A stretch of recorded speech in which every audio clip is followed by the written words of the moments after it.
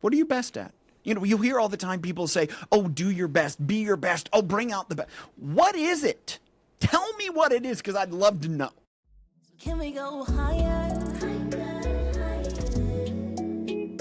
Can we go higher? Friends, welcome back to Just What I Needed. Today is a bittersweet day because if you're watching this on YouTube, you can see that I am here without my trusty partner, my everything, my queen. Esther is down today. So Esther has been hit by the bug. So we are flying not solo because we have an amazing guest today, but you are going to have me here today. If you've been listening to the show for a while, you know that we talk a lot to high achievers, people who are invested in the hustle culture, and us at Be Exchange, we're all about trying to get people towards authenticity and feeling good and making the impact that matters. So I think that all of us have been there in some situation where we see that the intensity, the burnout, people just sort of going full speed and not necessarily getting what they want. So our guest today is Tyler Dickerhoof. He is a leadership mentor, entrepreneur, host of Impact-Driven Leader Community, and author of the book, The Things We Hide. He has over 25 years of experience, more than $700 million in generated business sales. So he understands the real pressures that leaders face. He's a Cornell University graduate. Tyler once defined his worth by his achievement, often at the expense of relationships. But through personal development and entrepreneurship, he's confronted the hidden insecurities that shape his leadership. Today, he helps leaders slow down, tell the truth about what's really driving them, and lead with greater authenticity, clarity, and impact. I am so glad to welcome you, Tyler, to our show. Man, I'm grateful, thankful that you were a guest on my podcast. Yes. to come back and to pour into your community. And as you mentioned earlier, bummed that Esther's not here, but I think we hit the hair quotient. So hey, I think that's what happened. I think that's what it is. Yeah. I think that's what it is. There's a bonding that happens there. There you go. I tell people I have several friends that I think should go our route and just be free with it. I think it's one of the most liberating things that I ever did. I've been this way for about 25, 26 years now. Yeah. So here's the metric that I give all men. Your hair has to serve at least one of two purposes, okay? Purpose one is that it needs to enhance your physical appearance somehow. Okay. Purpose two, it has to protect your head from the sun. Okay. Right? So I started balding in my 20s, you know what I'm saying? So that protection from the sun thing was gone really fast. Where men get stuck is the enhancement of their physical appearance. And I think that's where you just got to be bold, take the dive, give it a try. I don't know. Let it go. Let it go. I don't know anybody who's done the full shave and regretted it. So. Well, there's always the people that, they shave their head. Like where we were talking this minute ago, I had a buddy last week. There's three of us, two of us bald, right? Have embraced it. And the third one, we're kind of like, hey, Kevin, you need to get with the program. And he goes, you called him out. I love that, Kevin. Get on it. My head, but yet, I'm like, what? What? It was too easy. It was like, you like, what's the problem? And I think for me, when I first started shaving my head, which I was 25, so almost 22 years ago. And, at first it was some clippers because I wasn't quite ready to go all the way there. And then I got down. I'm like, dude, now, like, I would hate to have hair, like, deal with it. It's so much easier a couple times a week in the shower to shave my head. Like, I don't have to worry about going to the barber, all those things. Now, sometimes to be pampered in a chair and, they give you a head massage, the hot towel. Okay, sure. Yeah. But to do it every 3 weeks, like some of my buddies my dad is as bald as we are. And yet he continues to go to the barber and he just has the horseshoe. I'm like, the little wisps do you of hair understand there? That it could be so much easier? Just some clippers in the shower. It's so easy. But that's You're not what we're preaching here to the to talk choir about. over here. You are preaching to the choir over here. Yeah. I can tell you though that we spent a few weeks last summer in Dubai, and I went to a couple of the Turkish barber shops there, which it is a real experience, and it's the whole the shave, the haircut, and the whole thing. It is worth the time, as you said, just to be pampered once in a while. I don't want to be doing that all the time, but it is kind of nice. So Good. But that is not what we're here to talk about today. But we could, you know how it is. Sometimes people, they're hiding with their hair, so it is a part of it. It's like just own it and let it go. Let's go there, Paul. Let's talk about it. And I'm turning the tables, but I know this is going to be a conversation. It's like when you start shaving your head, like you said, there's a metric. It's a love. I've never heard that. It's great. Yep. For me, it was kind of like, it's going back a little farther. Just heck with it. I'll be bald. My dad's bald. I'm like, but I think there is so much of an insecurity in, if I don't have hair, there's an identity. Real men have hair. It's like, it's kind of, we're at the generation now. It's like, no, real men are bald and like are okay with it. Like you got The Rock, Jason Statham, like you go through the list, right? Yeah. Yet it's so much of a, again, it lines up and it's amazing is the things we hide. We're hiding the fact that, we're going bald. Like it makes us less of a person. Right. And instead, as you did so many years ago, as I did myself, it's like, just embrace it. It's okay. Like, don't hide it. Don't get the fake toupee that everyone knows. Dude, it's fake. Like, come on. Just everyone knows. Everyone knows. It's really a parallel into this idea of, kind of as you mentioned earlier, in the world we live in today, in my charge to help people embrace authenticity is funny and laughable tongue-in-cheek as, we're talking about our hair and being bald. It's a real struggle. And there's almost this element that if I avoid it, it's not real. If I avoid the fear of, what AI is going to do to my business, if I avoid the fear of, man, I'm in my 40s and all of a sudden there's younger people and they're going to be in leadership roles because I've kind of got jumped. Well, what value do I have? It's the fear of, am I too late? Right.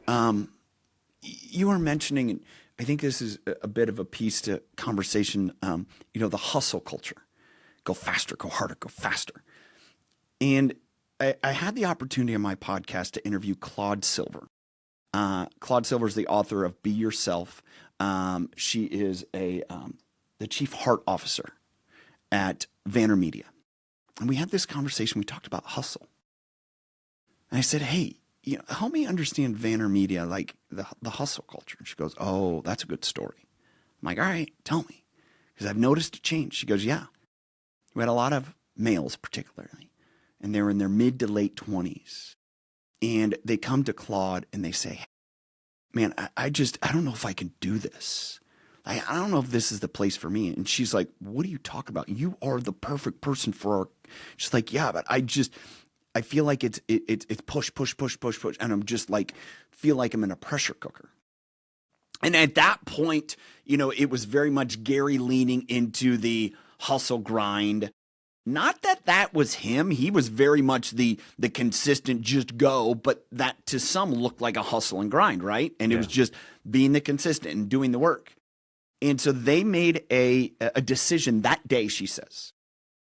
They removed everything in their complex that had the word hustle on it because it gave the wrong perception and intention. And it was so amazing to me because as watching Gary and I'm not down with the F-bombs. That's just not me. But I hear his heart. I'm like, that dude gets it. Gets it. And it was funny, just a day or two ago, he shared something about empathy. And I'm like, that's him. It's genuine. It's authentic. It is him. And admire it. And yet there was always this cognitive dissonance, in my opinion. He had that heart. You'd hear him talk about it with people of, he'd be out of school talking to a kid and it's just like, hey, keep doing it. You're doing fine. Like, I didn't get anywhere until I was almost 40. You're fine. Just keep going. Which is so counterintuitive to the, you better pour it all in and like, man, if you're not there by 25, pack it up and go home. You're done. But that's the feeling sometimes we get from this outside perspective of the hustle. And, hearing that from Claude and watching that and seeing them double down on the empathy of you're okay. Wherever you're at, that's fine. Just be you. don't try to be somebody else. Last week I was at an event and Dan Martell spoke to the group I was in. So Dan Martell, Buy Back Your Time. In almost verbatim, Dan shared the same. And kind of this idea and his journey and his story, and imagine you and listeners are familiar with it. I won't go into it in depth, but the challenges.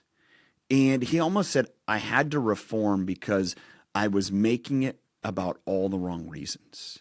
And in a season where his business, nearly collapsed, and just the pain that he had to go through in 6 months, and he shares the story of all the lessons learned, and I can distill them down into one of these things. One thing: stop making it about you and make it about others. And when it comes back to our joke and comment about our hair, stop making it about you. Make it about others. People, Paul, have you heard the story about, when people look at a picture? Like, you take a picture of a group, and who's the first person you look at? When you see a picture of, you're in, who's the first person you look at? I look for myself. 100%. There could be 99 other people, and you're looking at yourself. And here's the ironic thing about that. Every single person does the exact same thing. They're not looking to say, Psh, Paul didn't shave his head today. It's getting a little, shaggy up there. They aren't. They're looking at, oh, is that what I look like in a picture? Oh, it was a bad hair day. Oh, man, I really need to shave. Oh, I shouldn't have wore that shirt. Look at my sweaty pit stains. That's what everyone's looking at. The reality is, no one else is. No. So fascinating. I love that. That's a great story. I was thinking about something that you said, though. One of the things that we've really been leaning into the last year or so, I would say, in terms of our work and what we do, has been a really big emphasis on values. And one of the things that's super interesting about values is the safety piece, and how different people find safety, and how important that is to reach that. And there's a lot of work on it, but like I know that my safety is actually growth. So when things get hard for me, I need to push myself a little more. I need to stretch a little bit. I need to see where I'm growing. Right. Esther, her safety is self-actualization. When things get tough for her, she needs to become the best version of herself. So it's interesting as we think about that. And then there's different ones. There's some people for whom their safety is more of like a physical safety. So when things get down, I need to know that my environment is safe, that I feel good. Or there's other people for whom their safety space is like sort of love and belonging. Like when things get tough, I have my people around me, and I know that I've got my support system. And once I have that, then I can build up, right? But it's really interesting because when we talk about that sort of hustle culture and shifting that hustle culture, it's really about that creating that values alignment so that people can find their own safety, right? So find what it is that they can dig into and sort of retrench and find that strength and that authenticity within them. So, it's one of the things that I think one of the biggest mistakes that we hear is that, this whole authenticity thing is fluff and all of that, when, you know what I mean? So that's one piece. And then the other piece that you talked about, which I thought was really, really great, the whole make it about others. We spend a lot of time talking about servant leadership, so this whole idea of I'm here because of you, and I'm here for you. And what I can do is make us all better by making you better, So I see definitely that alignment. But here's my question for you. Okay, go ahead. I see. Well, I was just going to say, you shared something that if you have a question, ask a question. That's what you're here to do. I took that as like, man, let's expound on some of those, but let me hear your question, because maybe it'll expound on those instead of me jumping ahead. You tell me if it goes in a different direction. But my question is, so it sort of like, how do you draw the line between what feels like hustle and what is sort of like healthy ambition? Let me go in what I was thinking ties into this. Okay. Have you, Mike Foster, he wrote the book 7 Primal Questions. Are you familiar with that book? I am. Okay. And what's interesting is you talked about this safety space. that's everything that it's about is safety. And what's really interesting is if you're familiar with those questions, am I enough? Am I valued? Like, I don't know them off the top of my hand. Great questions, right? But what's very interesting to me, and is my journey and what I write about and the things we hide, is the first part of that is recognizing our fears and insecurities. And one of the things that I do within my community when I interact with people, and usually I go first, right? I'm vulnerable. I share my biggest insecurity is, do I have value? Do I actually have value to people? And the roots of that go back into, elementary school, exacerbated in middle school, into, high school, which I found that's a lot of people. A lot of people find that. Like that's the cauldron.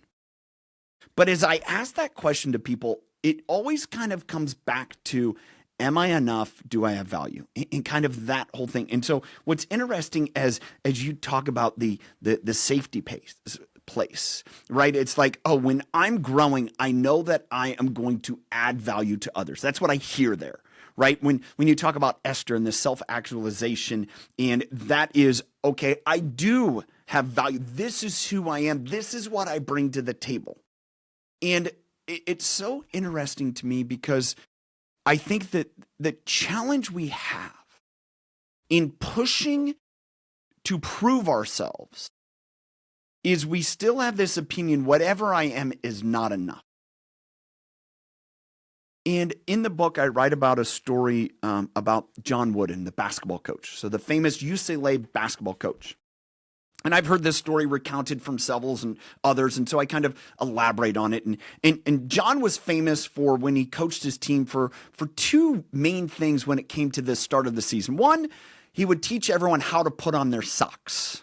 You could have been a 21-year-old All-American. It's going to go be the #1 draft pick, and this is your senior season, and the beginning of practice, Coach Wooden is sitting in front of you and all your teammates and saying, this is how you put on your socks. That's it. That's the start. The #2 thing that he did, which I think was so amazing, is he would take, the teammates, and some of them had been there for years, some were brand new, and he'd let them play basketball, and he'd watch them, and he'd observe. He'd observe when they did something that added value to the team. They grabbed a rebound. They made an assist. They scored a basket. And most usually it was when they were scoring or making passes for other people to score. And then he would go back and he would say to the team, hey, Bill, a.k.a. Bill Walton, one of the greatest basketball centers ever. When you get the ball in this spot, you shoot a basket. You don't pass it. You don't do anything else. You shoot a basket. And then he'd go to somebody else and their spot on the court and you shoot here. If you're, get it anywhere else, you need to pass it. And he would guide them. And I tell the story because this is what I think is so challenging. And what are you best at? What are you best at? You hear all the time people say, oh, do your best, be your best. Oh, bring out the best. What is it? Tell me what it is, because I'd love to know. And I remember it was about a year ago as I'm going through this process, and one of my, I would say, mentors and friends, it was John Gordon, actually. And he talked about this element of best. And I'm like, dude, I'm sick of hearing about best, but I have no idea what my best is. I don't know. How can I do something to bring out the best in others? And this lesson and this acronym hit me. Best starts with B. Be aware. Paul, you're aware of what you do well. Same point, you're aware of what Esther does well. You're aware of what others do well. Just be aware. That's what Coach Wooden helped the players do, is he helped them become aware. Well, not only the player that had the ball, but at that point, the other 4 players on the court all knew what they did well. So be aware. And the next one, E. That's enough. You don't have to do any more. You don't have to do any less. If you are a great rebounder, every time you rebound the ball, you outlet it to the point guard and off and running to score. That's what our team values from you. Just do that. Don't think you have to be a 3-point shooter, a guy who scores on the ball. Just don't do that. Don't think today. You need to become something that you're not. Just understand what you do great, and that's enough. And then there's S. And this is where it ties in serve. Coach Wooden said that to the players. It's like, Bill, when you're scoring, you're serving the team. Somebody else, when you're passing the ball, you're serving the team. That's what you do best. Do more of it. So you're aware of, that's enough, and then serve people. And here's the last piece. And you only learn this through mentorship or experience. And the last one is timing. Let's go back to basketball. If you're familiar with basketball, you can get the ball in the key, the place right under the basket. You can get the ball there in your spot where you should shoot, and it's not the right time to shoot because you're at the wrong end of the court. Or the time is running out, and all you have to do is hold the ball, and the game is over, and you won. You don't have to shoot. And so it's understanding this element of be aware of what you're great at. That's enough. Use it to serve people and then understand when is the right time to deploy it. That's your best. That's what best is. And yet, as you're going to think about this, and you're probably going to send me a message later, it's like, Tyler, oh, wow. I hear all these people talk about best, but they don't describe it at all. Yeah. I understand where that's confusing for so many people because it was just like, be your best. Help me. What is that? And at the same point, the process, like some players probably knew what they were really good at. Yeah. But they needed Coach Wooden to believe in them and validate it. And once that happened, boom. All-American, Hall of Famer, done. I love this. I'm going to tell you Yes, sir. From a completely different angle. I don't know if you remember this from our previous conversation, but I'm an economist by training, right. by love and profession. And so this whole process you're describing is incredibly parallel to what economists call comparative advantage, right? So when we're thinking about what you're best at, it's there actually may be something that I'm really good at, but if lots of other people are really good at it, that's not where my value is, right? So you're looking for your comparative advantage. And a big piece of that is having, so you'll hear me talk about this a lot if you hear me speak in other venues. I talk a lot about basically big universe and small universe. Yeah. And so many people are stuck in small universe. So they think that this immediate circle within which they live or within which their minds live a lot of the time is the whole universe, but it's just the small universe. So much of the work that we do is trying to get people to see a bigger universe, right? And part of seeing that bigger universe is one of the things that brings that awareness, right? So if I'm so stuck in my mind about what's the value that I bring and is it enough and all of that, I'm in small universe thinking, right? So, 100%. So I'm trying to get to big universe where I can sort of look over it and go, oh man, if I hadn't been there for this, if I hadn't contributed to this, that outcome wouldn't have happened, right? It's the basketball analogy, right? If I hadn't been there for the assist, if I hadn't made that pass, that basket wouldn't have happened, right? So that awareness is part of understanding your comparative advantage. The other part is understanding that this is what you do. Do more of that. Right? That this is what you bring. This is where your value is. And not only, I love the enough because that's your jam. That's what it is, and that's amazing. Everyone is constantly saying, I got to do more. Right. And you it's kind of like the whole idea of the big universe, little universe, right? It's people feel safe in the little universe because, then I'm not pressing to have to do more. But in that stretch and you say, hey, get into the big universe, well, I got to do more? Like, no. You just do what you do, but you do it for people in a bigger way. That's the big universe. Yeah. Instead of, all right, just stay small and be a little safe. And, I don't know if you guys experience this in the Dominican. I've never been there, but you get into some locales that are fairly either homogenous or they're pretty close proximity. And people fall into this mindset, oh, well, this is just the way it is. I happen to, different communities in the United States, I've seen this where some communities, there's, entrepreneurs galore. There are businesses that just boom. It is constantly iron sharpening iron. And then there's other communities where like It's the classic. Have you heard the story about crabs? You put two crabs in a pot. You don't have to have a lid on it because the crab just pulls the other crab down. In their crab communities, and to me, that's kind of the little universe is a crab community. We'll just pull everyone down so everyone's kind of even. It's this push for equality and equanimity, and I'm like, that has never been a part of human existence. That's not survivalism. It's not. How do you provide more resources for more to survive? You push towards, not domination, but you have to thrive. Well, how do you thrive? You create more for others. That's just, evolutionary economics in this context. And it's not, well, you know what? We're going to make sure everyone has a little. Well, you make sure everyone has a little, there's still going to be people that don't have any. Period. You're never going to solve that. But if you give an upward ladder, this understanding the comparative advantage, right? Economics, I failed economics. Now, I had other classes, but intro to econ, I failed as a senior because I didn't go to the class because I thought I could just I had already taken a bunch of economics.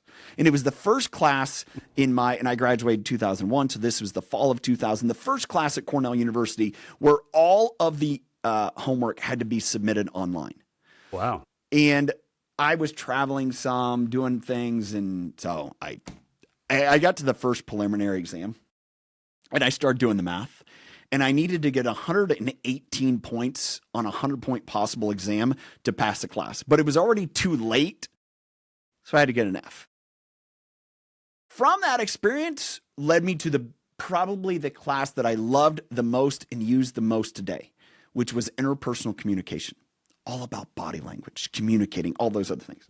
That to say, coming back to economics, is the only way to screw up economics is mess with economics. When you put in those barriers, meaning, okay, Paul, guess what? You're great at XYZ. Now that's not enough. You need to now add this to your plate. Okay, that's not even my skill set. Well, that's what we need. Like, okay, I'm willing to work at it, but if that's not what I'm fitted to do, that's not my jam, then I'm no longer a fit here. That's okay. And, again, messing with the economics is when we put false barriers in there, you inflate it, you decide we're going to put in a floor. Well, that's going to drive up the entire price of everything, not be a support. You got to live with that sometimes. And it's the same here when we lead people. Well, you need to work harder. You need to be here more. It's like, really? Is that going to lead me to more success? And we saw this during, COVID and now the years after. It's like, well, the only way you can be successful is if you're sitting in an office, 10 hours a day. Well, to me, it's pretty amazing. And you're close enough to the history of education. There's a lot of people today that are 35 and younger that last couple of years of their college education, they never stepped in a classroom. It was 100% online. So you're telling me the people that were able to accomplish that before AI and cheating, they were able to get a degree. And you're telling me they can't be self-sufficient, work at an office, at home, and do high quality work. Who's the one missing? Exactly.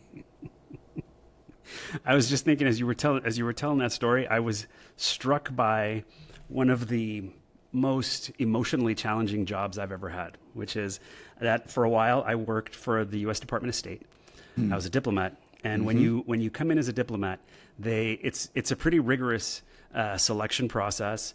And this is to be a diplomat means that you're working outside of the United States, right? So I got accepted. I went through the whole training process, and then they have what's called Flag Day, which is where they assign you to your country, and it's called Flag Day because they give you a little flag, right? So I went in. Most of the diplomats that when they first come in, I would say are probably late 20s. Most of them have done some sort of like School of Foreign Service kind of training. They're coming straight out of their masters. There's a significant proportion of them for whom this job is sort of their first real job, right? That's an overgeneralization, but that's largely true. Yeah. Okay, great. I was not in that situation, right? I had a PhD in economics. I'd been a professor for 14 years at that point, and all of that.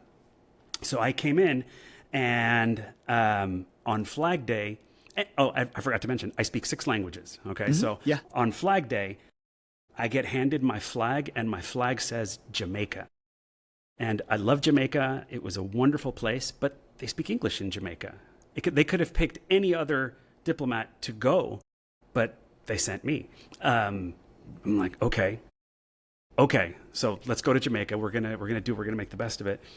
I went there, and I was assigned to work in the consulate, which again, there is an econ office there, right, that does economics. And I kind of reached out to my boss and I said, hey, well, I kind of have this expertise. This would be a really good place for me to at least pitch in sometimes. And they said, absolutely not. You are a generalist.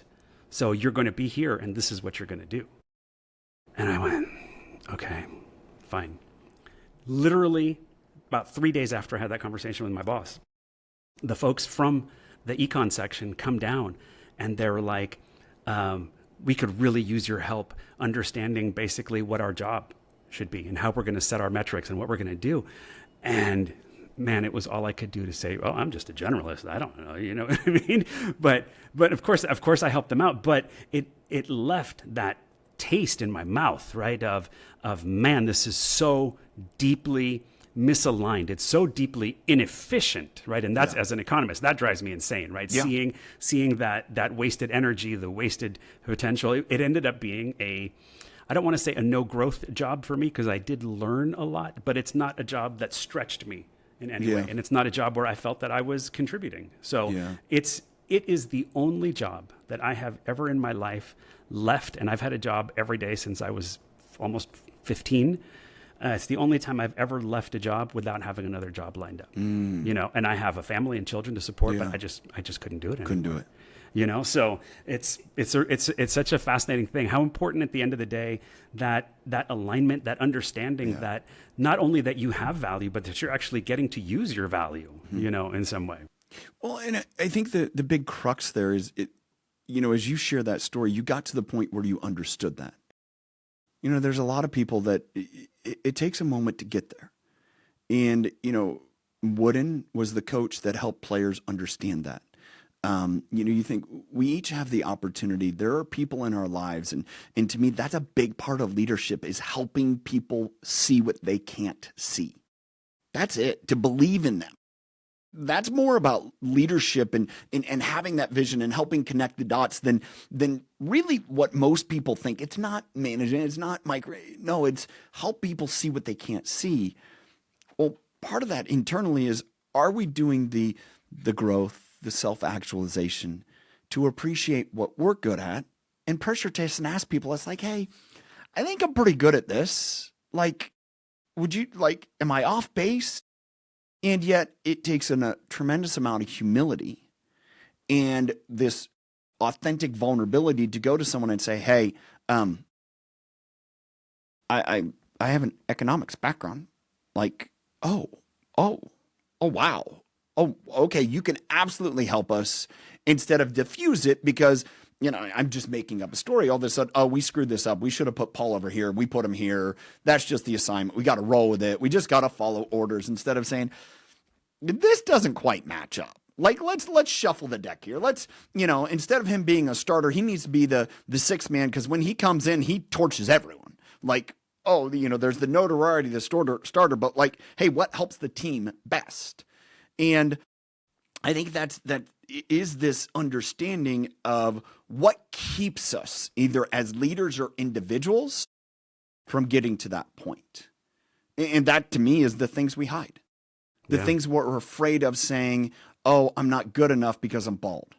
I'm not good enough because I don't have this amazing head of hair that, you know, that people envy. No, you are what you are. That's okay. Instead of lying into those, you know, going into those fears and insecurities of saying, okay, yeah, that's it. I can own it. Well, then you start to own how it shows up. And the big part, and I use this example of the window in the mirror. You know, a lot of times people say, oh, you know, take a look in the mirror. All right. It's a liar. I don't know if you noticed this when we started recording. I mirrored my video. I don't know if you could tell it. So I'm looking at my camera and I can read my name, Tyler Dickerhoof, right? Instead, if I could change the setting, I don't know if it'll let me. while recording, right? I just flipped it. I don't know if you can tell that. See it? Now all of a sudden it's backwards. And, that is something that this idea as leaders, we say, hey, go look in the mirror. Well, it's a liar. So you've ever looked in the mirror and say you have a blemish on one side of your face, it's on the right side of my face. In the mirror, it's on the left. Well, that's what happens in all of our interactions with others, is we look in the mirror and we're like, I'm good. You look through the window and say, Tyler, dude, you're a hot mess. And that is what holds people in saying, Paul, you need to be a generalist. I don't want to admit that we placed you in the wrong place, or I don't want to look at the team and saying, dude, you could actually serve us way better here over, this position. Because then all of a sudden the fear of like, oh, what if I get it wrong? Go back to that moment. They move you. They take you out of the generalist. They put you in the economics. All of a sudden it gets heat. It's like, why did you move Paul? Dude's got a PhD in economics. They're asking him for help. That's where he's best serving us. Instead of having that confidence, they're like, well, if I move him, I'm going to get fired because I'm not allowed to do that. In that window in the mirror, in we're going through this conversation again, is this idea of you have to be confident enough, and okay, that's who I am, to get a perspective through the mirror, but then go to the window and say, Paul, what do you see? And then be willing to allow someone else to tell you that. And sometimes that's a peer. It's like the buddies that are bald. Shave your head, dude. Like, it's okay. It's okay. Like, I love you. I care about you. Well, it's the same thing through the window. It's like, I'm doing this not to tear you down, but like to show you what you can't see. I had a mentor tell me, this is maybe a year or so ago, everyone talks about self-awareness, right? It's impossible. There is no way for me to be fully self-aware. Now, I can gain awareness. I gain awareness by how people react to me, what people that good and bad share with me. You can't filter that. Somebody's got an axe to grind. All right, you got to take that. And then somebody's over here. It's like, oh, you're the best over. You're somewhere in the middle, right? And it's that understanding that, coming back to what we said, it's if we don't get there because we're afraid and we're hiding something, and we just think if I put these barriers up, that'll keep me safe.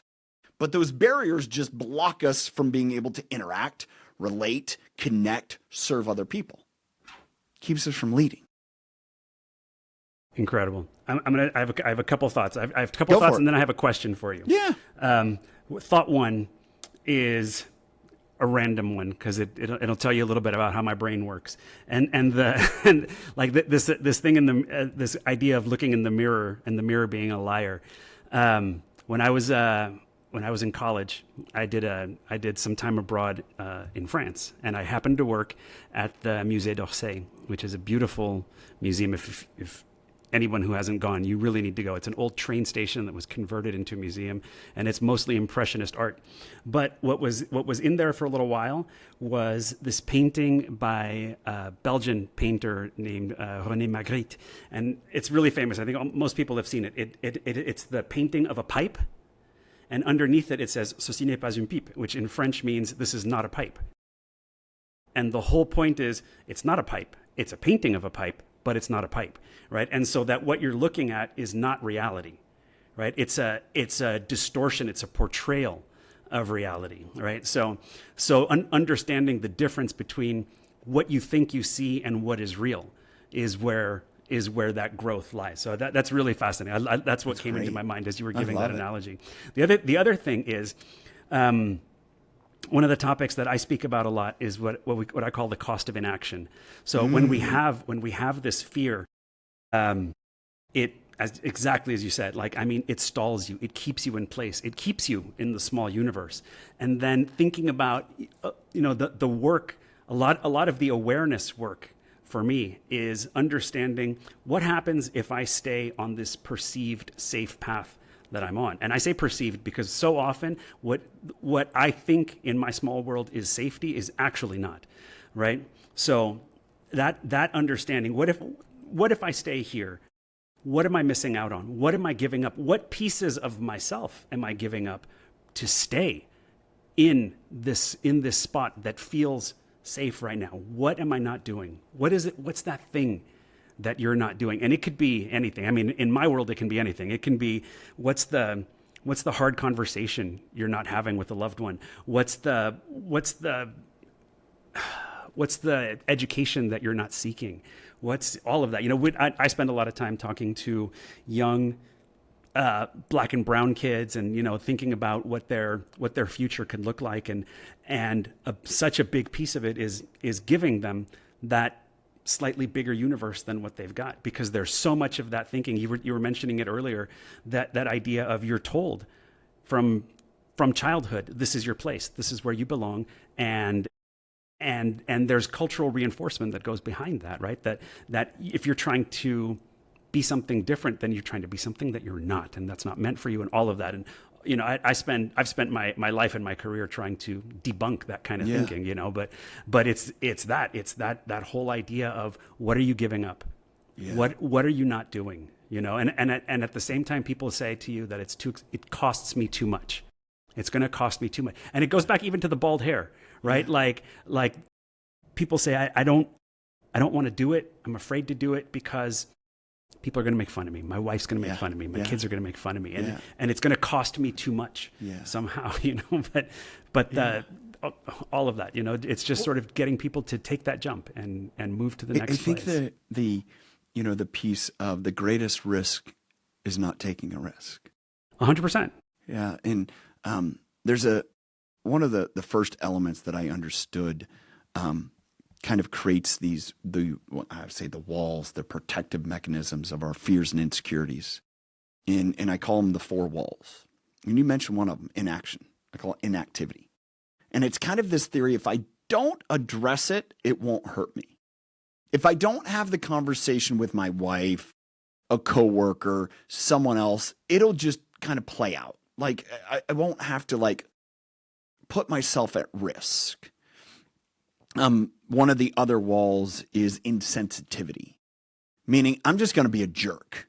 Like, hey, tough luck. It kind of like there's an element, and I don't take it this way exactly, but you could play it out when you were talking about being the diplomat in Jamaica, where you're like, hey, I could do this. I got all these languages, like tough luck. Suck it up. This is what you're doing. Instead of, being empathetic and say, oh, all right, help me understand more, because maybe I missed something, right? In that insensitivity of just like, I'm going to be a hammer because I don't want to be empathetic, because then I don't know how to act after that. One of the other walls is isolation. People that will just say, I'm not a team player. I want to go play I want to go do something by myself, where it's just on me. I had a mentor share at one point is, people that say they're self-made haven't made much. Not possible. It's just not possible. You can't do anything great alone. And this idea of isolation and leadership is, if I extract myself away from everyone else, then it's that little universe, right? Shrinks down. The last one, in which we've kind of alluded to, and it was my solace, my wall of protection, is intensity. I'll just put my head down and push. So kind of you have the inactivity to a point of, I'm not going to do anything, let it play out, as opposed to, there's a wall there, I'm going through it, and I don't care what it looks like on the other side. And as I conceptualize, those four walls build a house. And, we lean against a wall for safety, or maybe into a corner. And as I recognize, those are the response to our fears and insecurities. And, there'll be this idea, and I first thought, you could take down those walls just brick by brick by having conversations, to realize, those walls will always be there. Because you can come to grips with being bald, right? Okay, I got past the fear and insecurity of what people are going to think.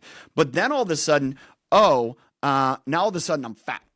Okay, and now that perception of, people judge me by my body, condition, my makeup, and maybe I'm super skinny, I don't have any muscle tone. Now all of a sudden, the hair is one thing, and now it's all of a sudden a new insecurity. How do I respond to that? Likely the same way. And so what I recognize, coming back to the window in the mirror, is like the narcissist. I just came up with this last week, isn't it, in the book? The narcissist is the one whose walls are lined with mirrors. They're like, man, I look good. I look good. I look good. It's not me. It's everyone. I'm good. The healthy person puts windows in their walls, and they clean their windows. They go through the action of, interacting with people in different ways to say, all right, what can't I see?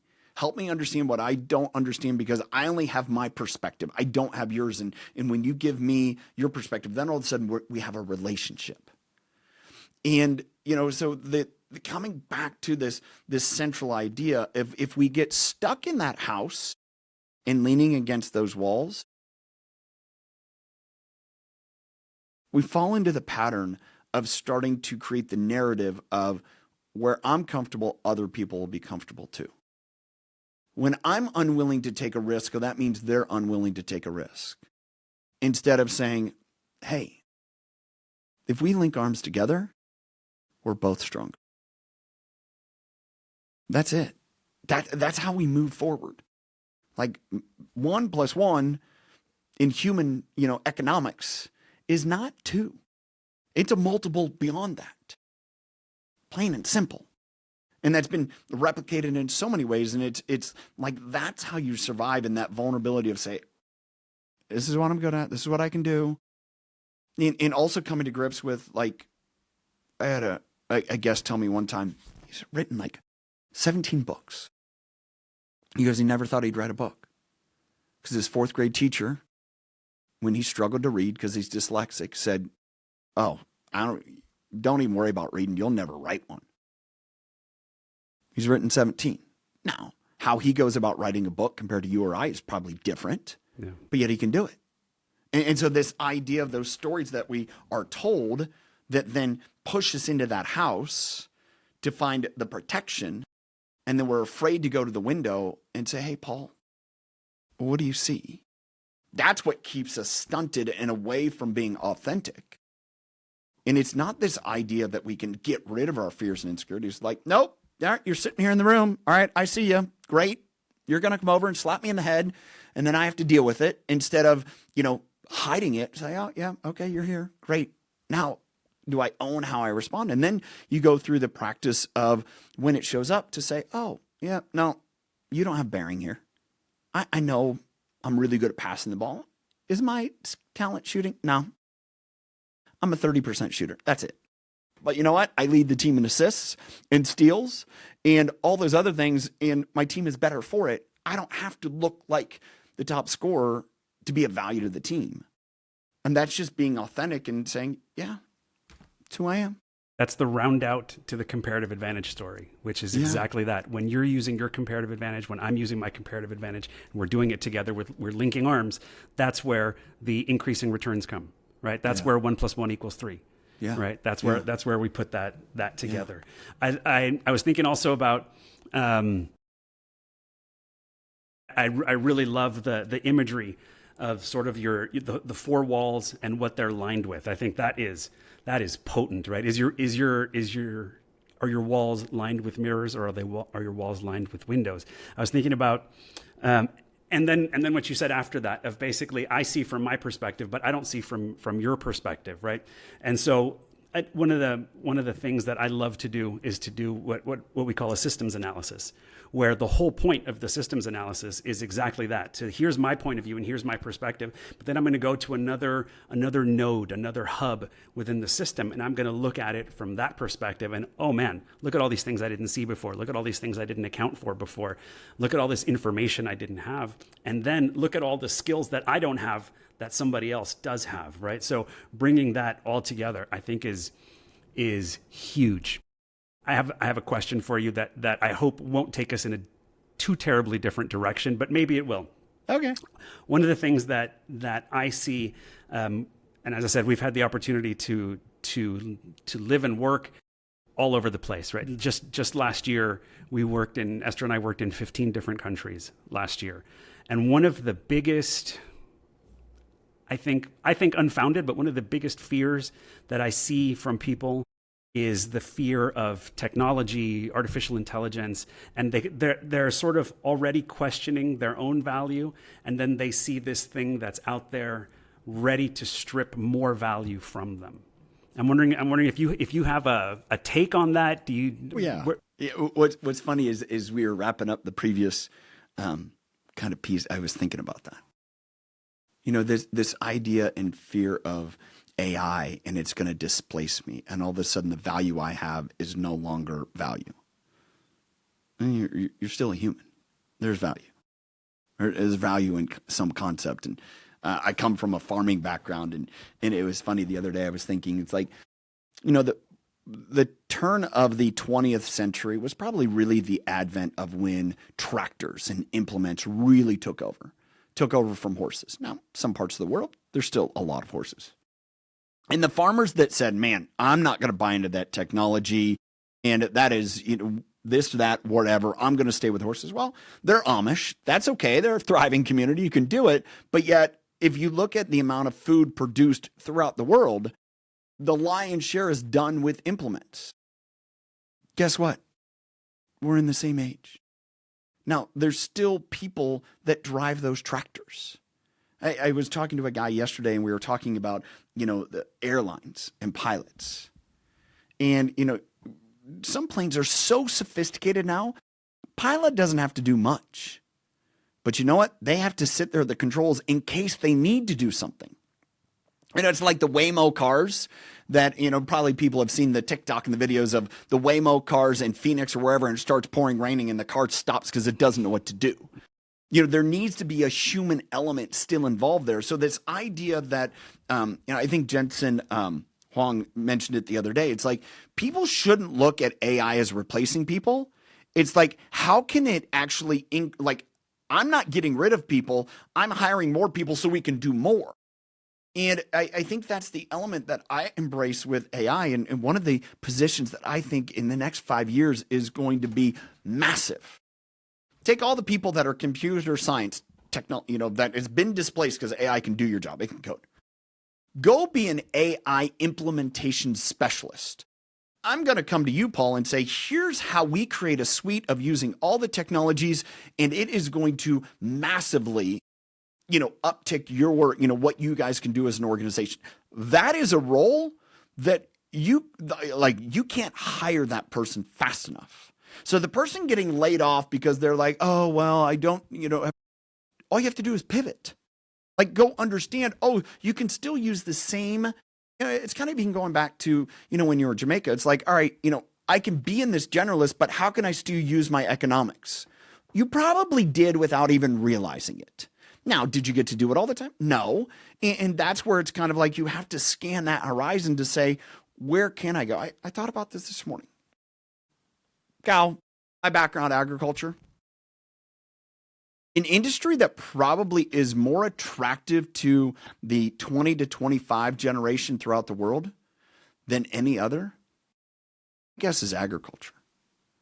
Because agriculture, people don't realize, is tremendously technologically advanced. We talked about the tractors, right? We talked about all of those things. And there's a place for AI in all of it. But yet, there's still a place where you need to grab a shovel, a fork. Sometimes you got to be willing to do work with your hands. And as I see it and understand, that work AI will never replace. But being able to blend those two together, it's like the trades, the people that, I have a friend who has this AI or this laser scanning camera that can go into a new build and will scan the whole thing, create this picture, measure everything, give it to the contractor, saves them so much time. Well, but it still takes someone to verify the camera, set up the camera. It still takes a person, but yet it makes their job so much easier. There are roles for people to do that.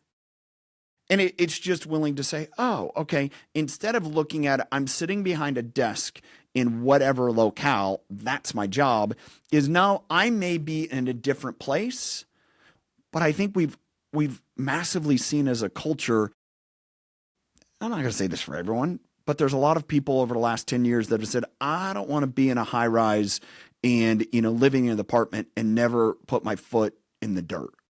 There's a human quality to that we absolutely must have.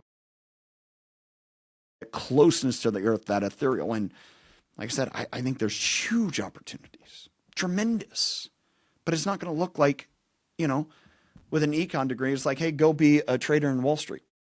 Honestly, computers do that now. There's no place for that person. It doesn't exist anymore. I love where this conversation is going. For one, just to sort of talk backwards, the idea of grounding is something that I think has really taken root to sort of use the analogy, but this idea of I want to sometimes, as you said, put my body in nature and feel those things, and having that rise to the level of priority for people, I think much of the world it has. Yeah, COVID I drove agree. it, in so many ways. And I think, some of the popular media, whether it's Yellowstone or some of those shows that drove it even more and fantasized what agriculture is. Now, agriculture is probably one of the most dire industries in our world today because economics affect it more than anything else. But I also think, it's like anything, can't go down forever. Whoever goes down has to, rebound. And especially, I think we still wear clothes and eat. I've had the opportunity in my life and career to come across different kinds of agricultural technology, and I think it's fascinating. Oh man, the stuff that is done out there, especially I've had a chance to see sort of these harvesting machines that go through and make sure that they select what's ready, what's not, and leave what's not ready. For one, more and more that is AI. It's AI doing that, and the interesting thing about AI is that there's somebody telling it what it is. You know what I mean? There's somebody whose job it is quality behind it. To do all of that. So that's really fascinating. You said something that I think is really, really important that I want to talk a little bit more about, which is this idea of pivot. Like, this isn't working. That's not going to be a thing anymore, and you need to pivot. And I want to highlight it because I know that it's something that Esther, lots of people have done in our lives. I know actually that when I was on your show a little over a year ago, we were in a very different situation because at that time, at that moment, we had all of our revenue lined up for the rest of 2025. We had everything set. We had signed contracts for a substantial amount of money, and it was going to be great. And because of the change in administration in the U.S., every single one of our contracts was cut. Every single one. We were left without any revenue whatsoever, and so it was very much a forced pivot. Right? It was we had to recreate ourselves, and it ended up being a great year for us. But it was a reinvent yourself. It was a talk about asking yourself, am I providing value? What do I have? Is it enough? When you just saw everything from basically the top come down and say, what you do is not what I'm going to fund anymore, and that's not going to get any support anymore. So the message. Let me just, too often, and I don't know how you and Esther felt about this, but too often people look at a contract or a paycheck as their value. And what I think as we're sitting here and you can attest is that had no bearing on the value. All it said is the market was no longer open.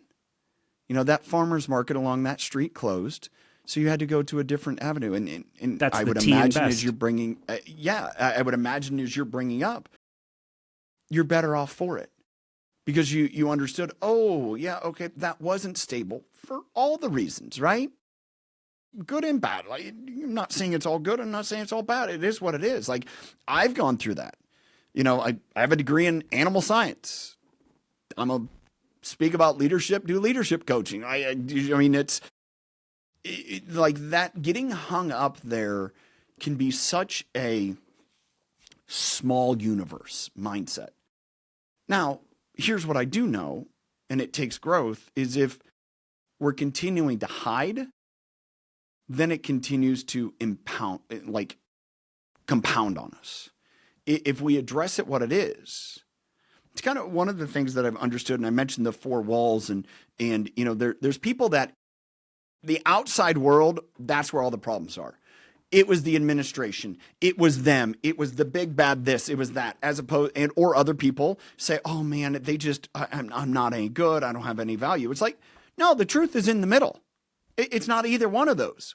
Oh, the timing was no longer that. Okay, well, we need to go apply differently. That's okay.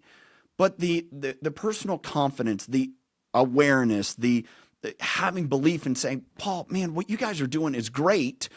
This is who needs your service now. No longer them. And it's actually going to be way more impactful and fulfilling. And you were just kind of lulled away as because, oh, that's easy. It looked good, as opposed to taking a risk and saying, as they say, it's not the people that, make $1 million. They say the first million is easy. The second million, the third million, that's when it gets harder, because you have to say, what am I willing to walk away from for something bigger? And you get, oh, things are pretty good. I got a stable job. And then all of a sudden, boom, you get laid off. I'm like, yep, that's not a stable job at all. And that can happen to anyone. All right, how do I do this? What do I do? Like, where am I willing to take those chances? Yeah. And it played out exactly as you're saying, actually. We ended up realizing exactly that. That wasn't the people we were going to serve. We found, part of the pivot was finding that audience. And I think that I know that we actually had a much, much deeper impact because of that pivot that we made. So, and it was. It doesn't mean they're not hard. It doesn't mean like you didn't feel like you got kicked between the legs. Don't get me wrong. I've been there. But then when you get beyond that and you have the ability to say, okay, that doesn't define me. How can I, improve? What can I do? What was I missing? Where did I, take for granted? Okay, those are real things you have to address. Be realistic in it. But now, okay, where can I, move forward? Let me ask you this. So I know you've got your book out, and you've been doing this kind of work for a while. You're not a newbie to this. So why was this the right time for a book? One of the really practical reasons is, and honestly, it's a bigger reason than not, is my youngest son is a sophomore in high school. And as I've had the opportunity to interview a lot of authors like yourself and others, one of the things that was implored upon me is it's a lot of work. And I didn't want to be in a place to where I couldn't be at his basketball games, or when he wasn't driving, that, all of a sudden it's like, oh no, I'm out of town, I'm this or that. Now all of a sudden they're driving and I can cater my schedule. It's like, that's part of it. Number two is also from doing the work and distilling it and realizing that, as I continue to kind of move along that journey, this is the next step to being able to, bring out my best and serve people. It's just a step on that pathway. Is it going to be the best book ever written? No, it's my first. I get that. Is it going to impact people? I truly think it will. That's out of my hands. That's in a power bigger than me. And I just am willing to do the work and then continuing to do the work and saying, all right, well, this is the pathway. How do I help and serve people? And, continue to go through the next phases, like, recognizing our fears and insecurities, owning how they show up, and reframing our mindsets and beliefs is the start. The next piece of that I had to go through is I had to grow. Come back to growth. I had to grow for myself. I had to grow for others, then I had to grow with others. That led me down a path of saying, oh, now I have a vision of what life could be.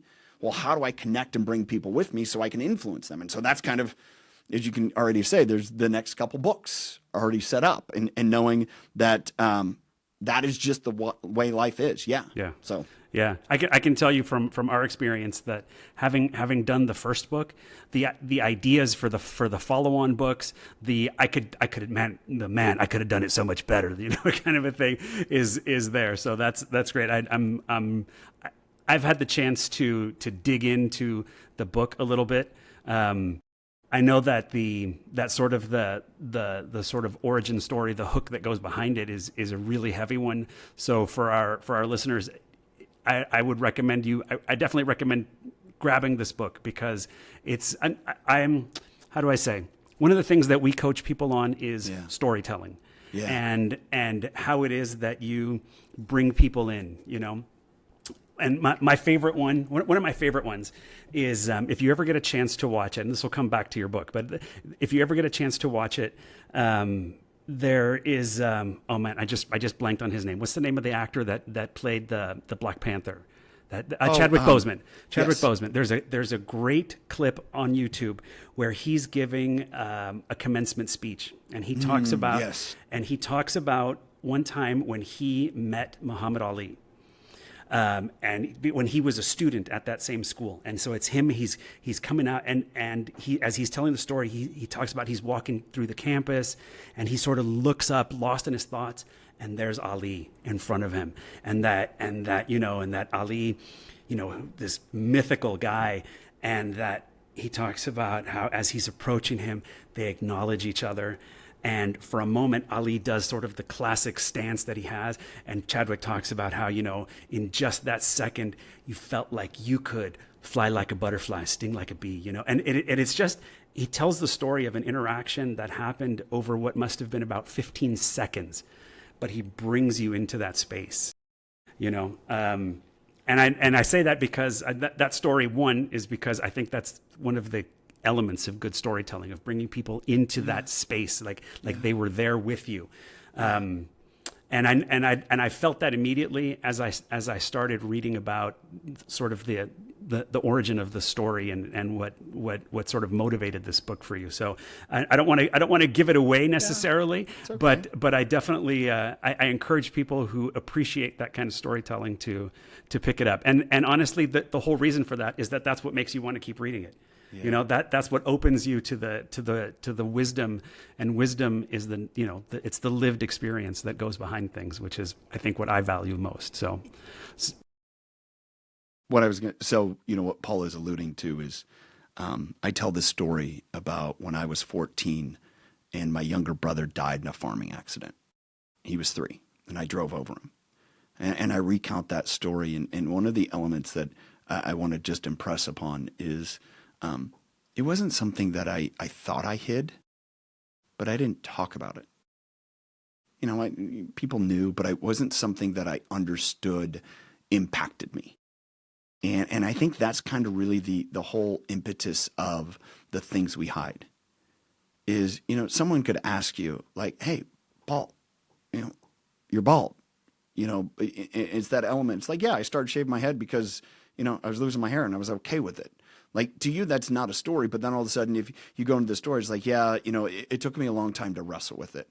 And I was afraid of what people would think. And, I'm making things up, but those are the realities that happens for people. And for 25 years of my life, I didn't really give it a second thought. But then all of a sudden, there was a moment where I was confronted in saying, this is how you deal with things. And it was an allusion to my intensity. And being that bulldozer that just pushed myself to accomplish whatever. And the ultimate next step and why this story, and you asked earlier, why now?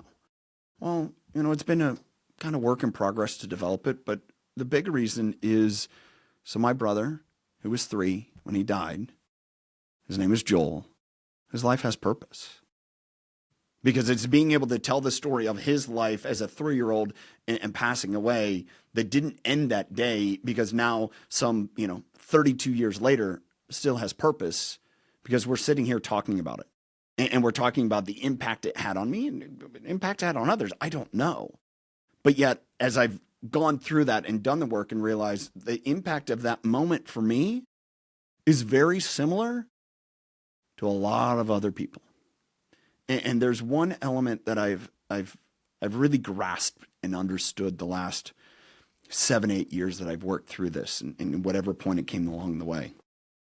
Every single person listening to this, just as much as you, Esther, in the other room, everyone has fears and insecurities. There's no one exempt. There's no one in the world, no one at any point in time that ever lived is exempt. There's historical documents going back tens of thousands of years recounting fears and insecurities. It's not new. But I think the opportunity to say, do we hide from them? Or do we recognize and embrace them and say, yep, they're there, and then own how we show up? That determines, are we going to live in a small universe or a big universe? I love it. It all comes back to big and small universe. I love that. Tyler, I cannot tell you how much I've appreciated this time that we've had together. Do you want to give folks a rundown of where they can find you and that sort of thing? Yep. Yeah. So my website, tylerdickerhoof.com. Go there. You can see all the good stuff. The book, thethingswehidebook.com, available at all the bestsellers, Amazon, all those things.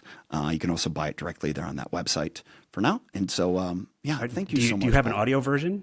That will be coming out probably in the summer of 26. So that will be coming out later this year for sure. You get to hear my voice.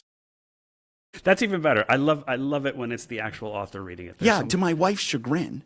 We're talking about it one day, and somebody asked, and I said, yeah, I'll record it. And they're like, oh, can't you have somebody else? We hear your voice all the time. And I'm like, thanks a lot. Appreciate it. But no, I actually, I've enjoyed the book writing process. I'm going to look into that season and enjoy it as well. So.